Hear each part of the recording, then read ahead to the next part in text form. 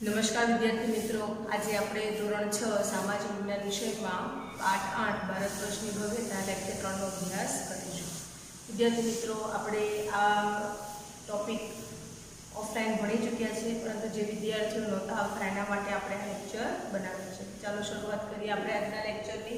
विद्यार्थी मित्रों, आपणे अगाऊ चर्चा करी हती के प्राचीन भारत में बौद्ध धर्म जैन धर्म की चर्चा करता हता, धार्मिक साहित्य की चर्चा करता हता। गुफाओं में जे बौद्ध शिल्पों मूर्तिओ बनावामां आवी हती, लास्ट आपणे एनी चर्चा करी हती। हवे जोईए आपणे कि स्तूपो, विहारो अने चैत्यो शा माटे बनावामां आवता हता। तो विद्यार्थी मित्रों, ज्यारे गौतम बुद्ध निर्वाण पाम्या एटले के एमनुं मृत्यु थयुं त्यारे एमना जीवननी यादगिरी रूपे आ स्तूपो बनावामां आवता हता। तमे चित्रमां जोई शको छो के स्तूपनो आकार केवो छे। स्तूप एटले नाना गुंबज आकारनो अंडाकार स्थापत्य, जेमां मध्यमां बुद्धना अवशेषोने दाबड़ामां राखवामां आवता अने बौद्ध धर्मीओ त्यां बेसीने ध्यान धरता। पछीथी स्तूपो भारतमां मोटा प्रमाणमां बनवा लाग्या, जेमां अशोकनो सांचीनो स्तूप, लुंबिनीनो स्तूप, सारनाथनो स्तूप ए खूब ज अगत्यना स्तूपो छे। अशोक पछीना सम्राटोए पण आ स्तूप निर्माणनी परंपराने जाळवी राखी हती। सांचीना स्तूपनी फरते काष्ठ निर्माण एटले के लाकडानुं निर्माण करवामां आव्युं हतुं अने आ कार्य शुंग वंशना राजाए कर्युं हतुं।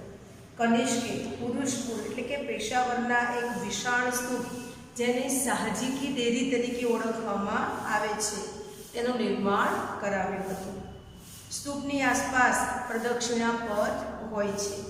चैत्यो पछीथी बौद्ध कलानुं ज एक मोटुं केंद्र बन्या हता।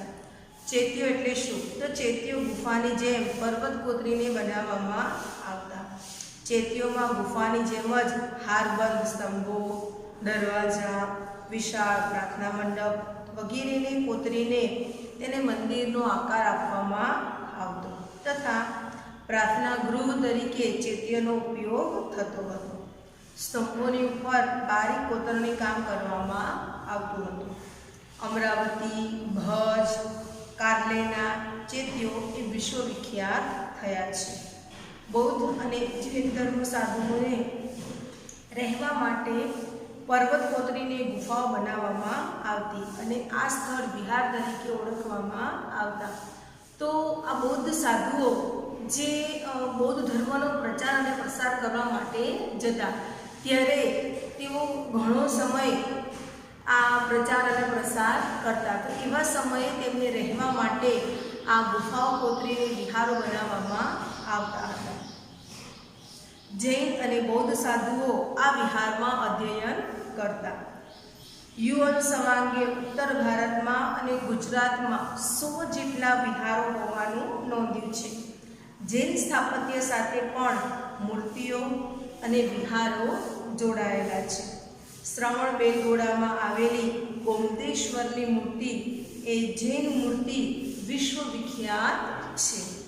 जैन धर्मना साधुओ अने बौद्ध भिक्षुओना निवास माटे आ पहाड़ोमां संख्याबंध गुफाओ बनाववामां आवी हती अने आवी घणी बधी गुफाओ आपणा गुजरात राज्यमां पण आवेली छे। चालो तो हवे जोईए शिक्षणनो वारसो। हड़प्पा सभ्यताना विस्तार अने तेनी विकसित नगर व्यवस्था जोता लागे छे के भारतमां उच्च शिक्षण अने टेक्निकल शिक्षण एनी शरूआत वर्षों पहला थई हती। मोहेंजोदड़ोमांथी शिक्षण संस्थाना अवशेषो आपणे प्राप्त थया छे। आ सभ्यता एक कांस्य सभ्यता तरीके पण ओळखाय छे, एटले के तेओ कांसु बनाववानी टेक्नोलॉजीथी परिचित हता। आम कही शकाय के रसायण शास्त्रनो विकास थयो हशे। किल्ला, मकानो, स्नानागार, रस्ता, सिविल एंजीनियरिंग क्षेत्रे विकास दर्शावे छे। कापड़ वणाट, वहाण वणाटनो विकास पण दर्शावे छे। કે યાંત્રિક ઇજનેરી તંત્ર એ હડપ્પીય સંસ્કૃતિના સમયમાં ભારતમાં પાંગર્યું હશે, એટલે કે વિકાસ પામ્યું હશે. પ્રાચીન ભારતમાં શિક્ષણ આપતી 5 વિદ્યાપીઠો હતી. કઈ 5 વિદ્યાપીઠ? તો સૌથી પહેલા જોઈએ આપણા ગુજરાતમાં વલ્લભી વિદ્યાપીઠ, બીજી બિહારમાં નાલંદા વિદ્યાપીઠ, ત્રીજી પેશાવરમાં તક્ષશિલા વિદ્યાપીઠ, ચોથી એ પશ્ચિમ બંગાળમાં આવેલી છે વિક્રમશિલા વિદ્યાપીઠ અને ઓદંતપુરી વિદ્યાપીઠ. તો આવી 5 આ વિદ્યાપીઠો આપણા ભારત દેશમાં આવેલી હતી અને આ 5 વિદ્યાપીઠોમાં લોકો શિક્ષણ મેળવવા માટે આવતા હતા. તો ચાલો આપણે આ 5 વિદ્યાપીઠો વિશેની માહિતી મેળવીએ. સૌથી પહેલાં જોઈએ તો ઉત્તર પશ્ચિમ ભારતમાં ગાંધાર ક્ષેત્ર પાસે તક્ષશિલા મહાન શૈક્ષણિક તીર્થ સ્થાન હતું. અહીં કયા વિષયો ભણાવવામાં આવતા આપણે જોઈએ. નીતિશાસ્ત્ર, સંસ્કૃત વ્યાકરણ, ખગોળ અને જ્યોતિષ, હિન્દુ ધર્મ અને દર્શનનું શિક્ષણ અપાતું હતું. એટલે વિદ્યાર્થી મિત્રો, તમે જેવા વિષયો ભણો છો ત્યારે એવા વિષયોનું શિક્ષણ આપવામાં આવતું નહોતું.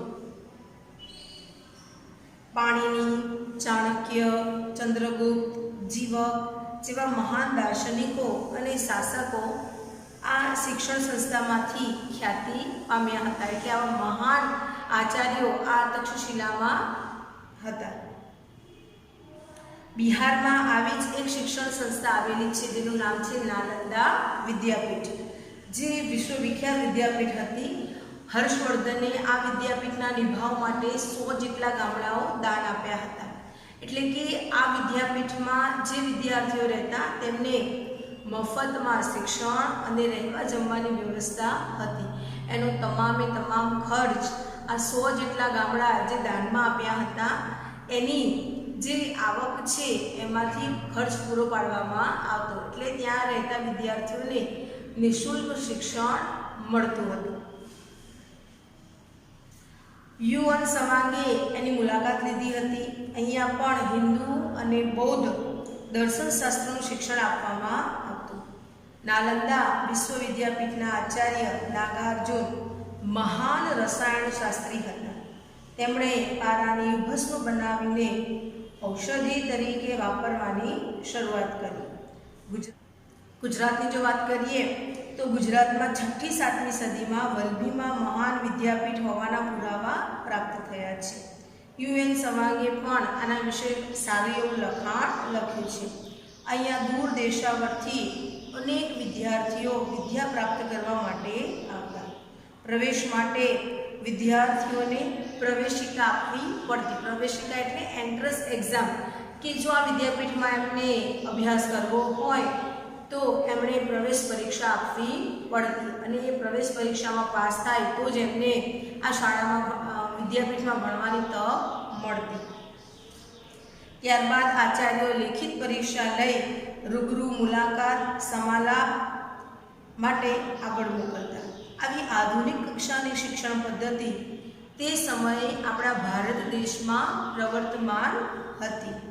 અહીં હિન્દુ, બૌદ્ધ અને જૈન એમ 3 ધર્મ, ચિંતન, જ્યોતિષ, ખગોળનું જ્ઞાન આપવામાં આવતું. એટલે આવા બધા વિષયો તેમને ભણાવવામાં આવતા હતા. બંગાળમાં વિક્રમશિલા અને ઉદંતપુરી નામની 2 વિદ્યાપીઠો અસ્તિત્વમાં હતી, જ્યાં બૌદ્ધ ધર્મ સાથે સંકળાયેલા 3 માળના વિશાળ પુસ્તકાલયો બનાવવામાં આવ્યા હતા. હવે જોઈએ સિક્કા. તો વિદ્યાર્થી મિત્રો, સિક્કા ઇતિહાસ જાણવાનું એક અગત્યનું સાધન છે.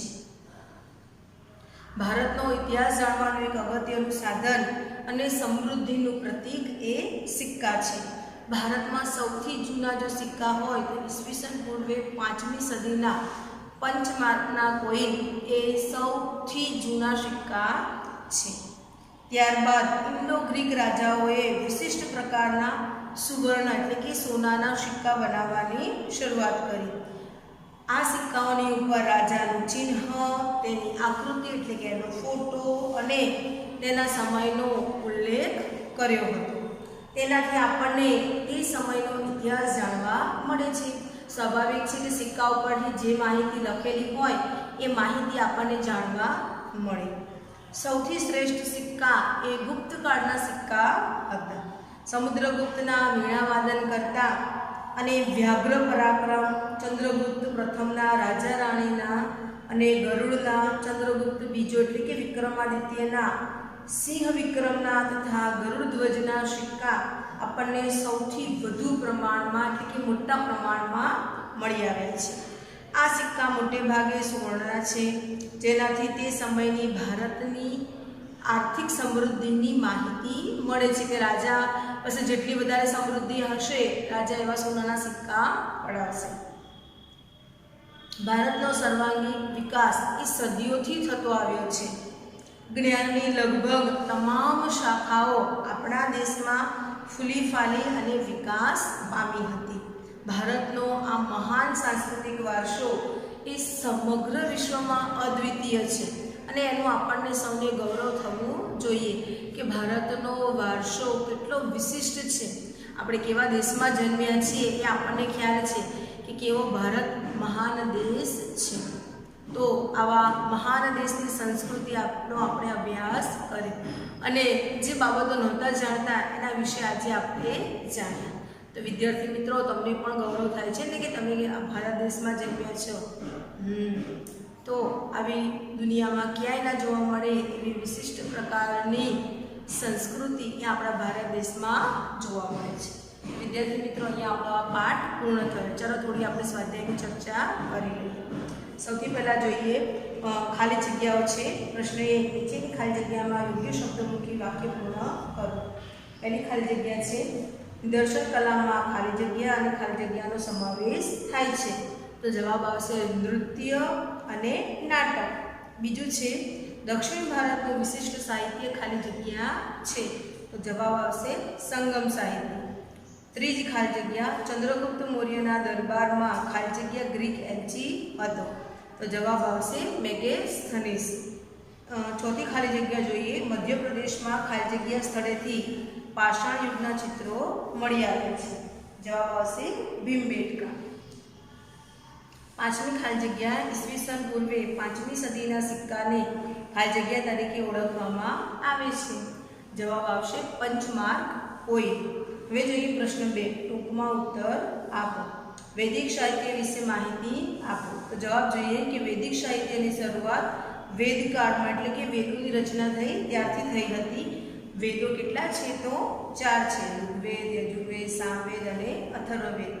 વેદોને સમજવા માટે બ્રાહ્મણ ગ્રંથો અને આરણ્યકોની રચના કરવામાં આવી હતી, જેમાં શતપથ બ્રાહ્મણ, ગોપથ બ્રાહ્મણ અને બૃહદારણ્ય એ સૌથી મહત્વના ગ્રંથો છે. આ ઉપરાંત ઉપનિષદો, પુરાણો, સ્મૃતિઓ વગેરેનો પણ આપણે વૈદિક સાહિત્યમાં સમાવેશ કર્યો છે. પ્રશ્ન 2, પ્રાચીન ભારતમાં કયા કયા વિદેશી મુસાફરો કે પ્રવાસીઓ આવ્યા હતા? તો પ્રાચીન ભારતમાં ચંદ્રગુપ્ત મૌર્યના સમયમાં ગ્રીક પ્રવાસી મેગેસ્થનીસ, ચંદ્રગુપ્ત બીજાના સમયમાં ચીની પ્રવાસી ફાહિયાન, હર્ષવર્ધનના સમયમાં ચીની પ્રવાસી યુએન સવાંગ અને ગ્રીક નાવિક ટોલોમી જેવા વિદેશી પ્રવાસીઓ કે મુસાફરો આવ્યા હતા. હવે જોઈએ પ્રશ્ન 3 કે સ્તૂપ અને ચૈત્ય એટલે શું અથવા તેનો અર્થ જણાવો.